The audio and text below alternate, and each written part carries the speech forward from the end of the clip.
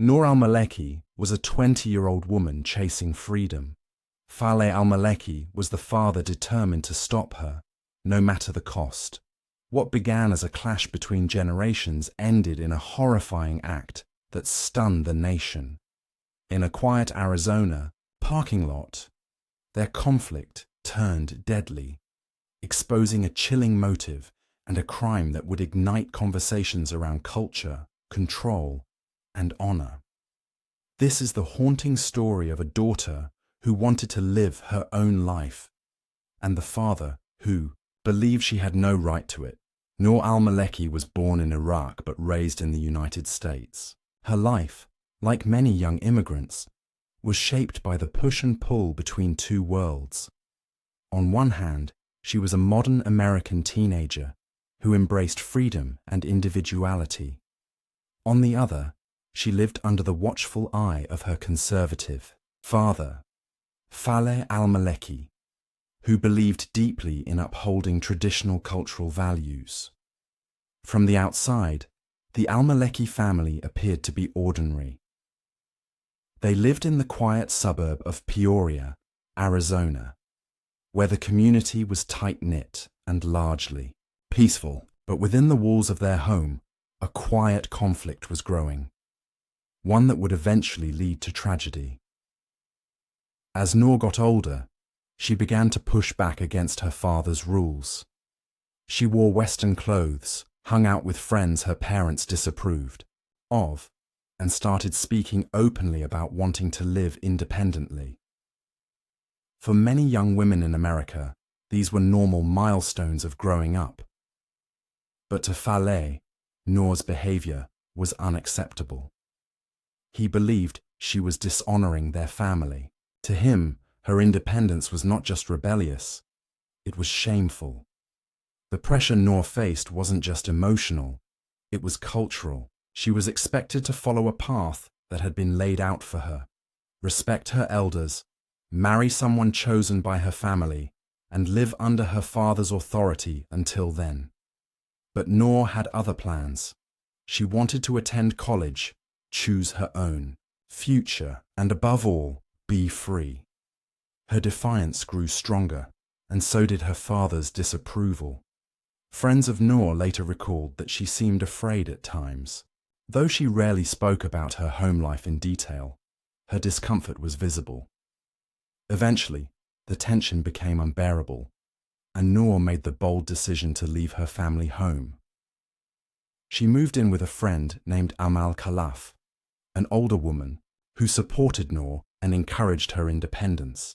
But this move only escalated the conflict. Faleh saw Amal as a bad influence, someone who had helped lead Noor astray. In his eyes, both women were responsible for bringing shame to the family name. The cultural gap between Noor and her father was not just about generation or geography, it was about identity.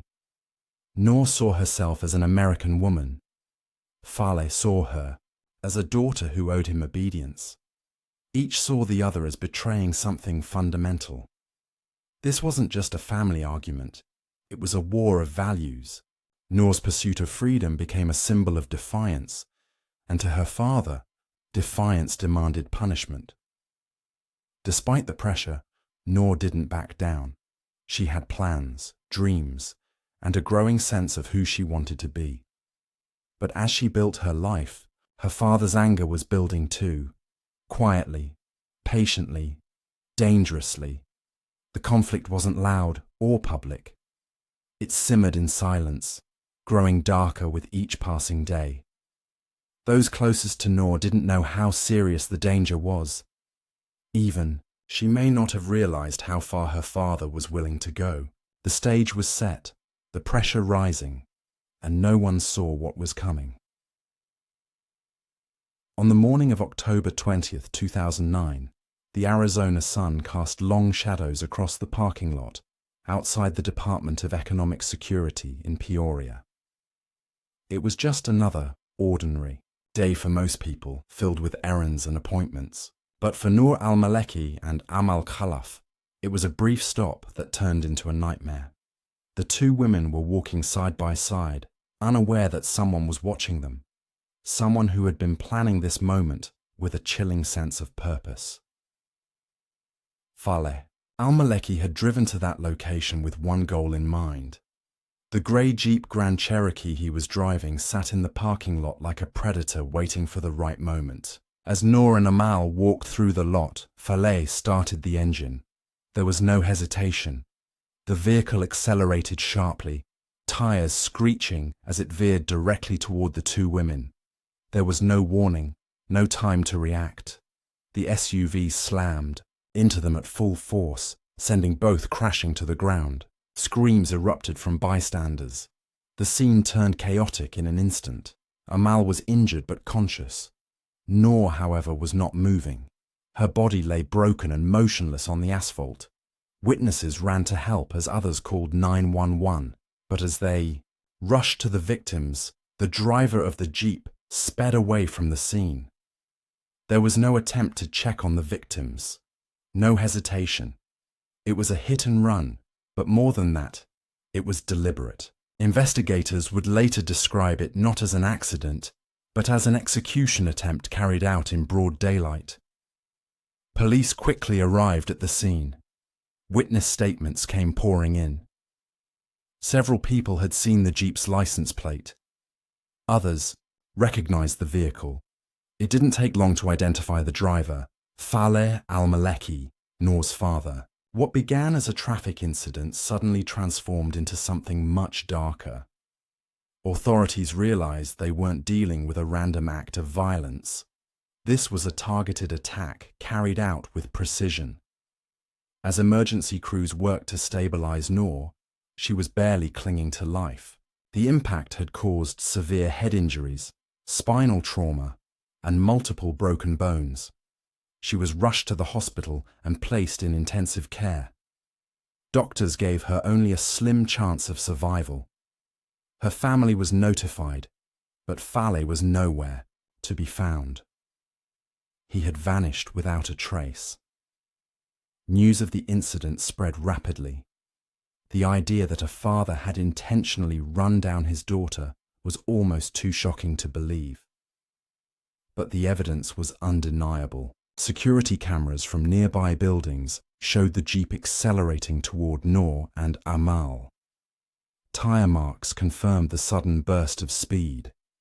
Witnesses were certain the driver had aimed directly at them. The investigation shifted into overdrive. Police issued an alert and began searching for Faleh. Meanwhile, Noor remained unconscious, fighting for her life in a hospital bed. The parking lot, once filled with noise and panic, was now cordoned off with yellow tape. Investigators took photos, collected evidence, and marked the impact points. What had started as a routine day had become the scene of an unthinkable crime, and the man responsible was still on the run. In the hours following the attack, the search for Faleh Almaleki became the top priority for law enforcement. Police were no longer looking for a runaway driver, they were hunting a fugitive. As Noor lay in a hospital bed with machines keeping her alive, her father was already crossing borders. Investigators discovered that Faleh had not only fled the parking lot, but had made a calculated plan to escape justice. He had packed essentials, withdrawn money, and left behind a trail that suggested he intended never to return. Detectives tracked his movements quickly. Within days of the attack, Faleh had driven south toward the Mexican border. From there, he boarded a flight to London, possibly with plans to travel on to Iraq. It wasn't just a panicked escape, it was a carefully thought-out plan, suggesting he knew what he had done and was determined to avoid facing the consequences. His flight from justice was both infuriating and frightening to those following the case. If he reached Iraq, a country without an extradition treaty with the United States, the chances of bringing him back would grow slim. Back in Arizona, police worked with federal authorities and Interpol to issue alerts across borders. The FBI and US Marshals joined the hunt. Every hour mattered. Noor's condition remained critical, and the world was starting to take notice. News outlets began covering the case, stunned by the idea that a father would travel halfway around the world. After attacking his own daughter, the media began calling it an honor crime, a term that stirred controversy and drew international attention. In London, authorities were waiting. British police, tipped off by American agencies, intercepted Fale at Heathrow Airport. He never made it to Iraq. He was arrested and taken into custody without resistance. From his arrest, his behavior remained calm, almost detached, as if he didn't fully grasp the gravity of what he had done. Or perhaps he did, but believed it was justified. His lack of remorse deeply unsettled those following the case. Extradition. Proceedings began immediately, and within weeks, Fale was flown back to the United States to face charges. Arizona authorities wasted no time filing formal accusations. Attempted first-degree murder, aggravated assault, and leaving the scene of a serious injury collision. As Noor remained unconscious, prosecutors pushed for the harshest penalties possible. What investigators found during the early part of the case only deepened the horror. Fale had been angry for months, if not years, about Noor's lifestyle. In interviews and documents, he had expressed disgust over her refusal to follow traditional values. He believed she had brought shame to the family and that her independence needed to be punished. This wasn't a crime of passion. It was something darker, a belief that violence could restore honor. As the legal wheels turned, Noor's loved ones kept vigil at her bedside. Days passed, then weeks. Still, she showed no signs of improvement. The man who had tried to erase her from existence was now behind bars. But for Noor, the damage had already been done. And for the community watching this story unfold, it was only the beginning of a deeper reckoning. 2 weeks after the attack, Noor Almaleki died from her injuries. Her body had suffered too much damage, and despite the efforts of doctors, her condition continued to decline. The news of her death hit hard. What began as a violent assault was now officially a murder case. The community mourned her loss, while prosecutors prepared to hold Fale Almaleki accountable. But what made this case different, and far more complex, was the motive behind the killing. This wasn't a random act or a spur-of-the-moment decision. It was a crime with a cultural weight that few in the courtroom were prepared to face. Prosecutors moved forward with a clear theory. Fale had intentionally killed his daughter to restore what he believed was lost honor. They argued that he had grown enraged over Noor's refusal to accept a traditional lifestyle. She had rejected an arranged marriage in Iraq, chosen to live with a friend instead of under his roof, and embraced a modern identity that clashed with her father's values. In Fale's eyes, she had dishonored the family. The prosecution framed the case as a textbook example of an honor killing, a term usually associated with violence in other parts of the world, not suburban America. The courtroom became the center of national debate. People were divided. Some believed the cultural element was essential to understanding the crime, while others argued that it risked stereotyping an entire community. But there was no debate over what had happened to Noor. She had been deliberately run down. The evidence was clear. Security footage showed the Jeep accelerating toward her. Tire marks showed no attempt to brake, and the injuries confirmed a direct impact. The physical proof left no doubt about what occurred. The challenge was proving motive and intent. Fale's defense attorneys tried to cast doubt on the accusations. They said the incident was a tragic accident. They claimed Fale had only wanted to confront Noor and that things spiraled out of control. They pushed back against the label of honor killing, suggesting it was a cultural misunderstanding blown out of proportion by the media. But their argument didn't hold under scrutiny. Witnesses described Fale's growing anger before the attack. Investigators uncovered written statements and conversations where he expressed hatred and shame toward Noor. He had even referred to her actions as humiliating. Throughout the trial, the courtroom remained tense. Noor's friends and supporters watched with quiet sorrow. Her mother, devastated, sat in silence as the events leading to her daughter's death were laid bare in painful detail. Fale showed little emotion during the proceedings. His face remained blank as prosecutors described how he had driven 30 miles to hunt down his daughter in a government parking lot. When closing arguments were made, the jury faced a difficult task. The evidence was overwhelming, but the question of motive complicated things. In the end, Fale was not convicted of first-degree murder. Instead, he was found guilty of second-degree murder and aggravated assault. The court sentenced him to 34 years in prison. He would spend the rest of his life behind bars, but for many, that didn't feel like enough.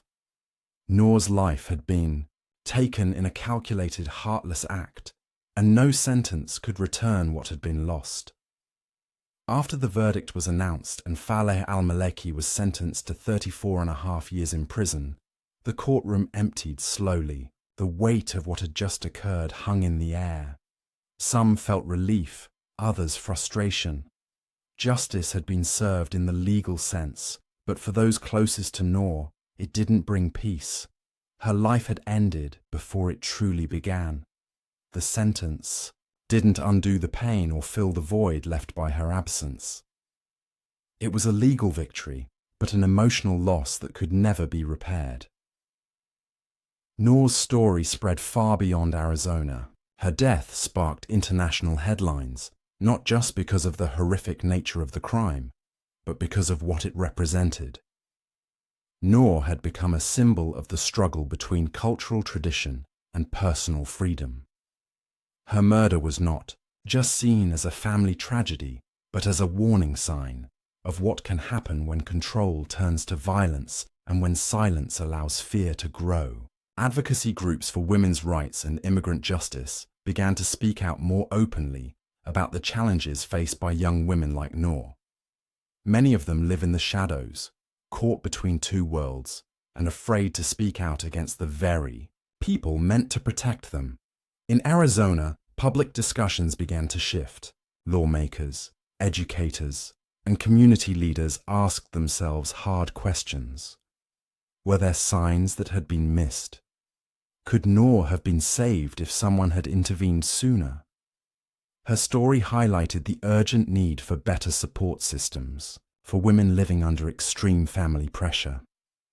It also showed how dangerous it can be when cultural norms are used as justification for control, isolation, or violence.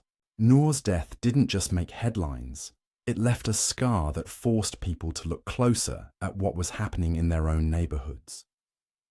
Fale Almaleki remained in prison, and over time, the public's attention slowly moved on. But for those who knew Noor personally, the loss was a daily reality. Her friends remembered her as bright, funny, and fearless. She had loved photography, had big plans for college, and talked about one day traveling the world.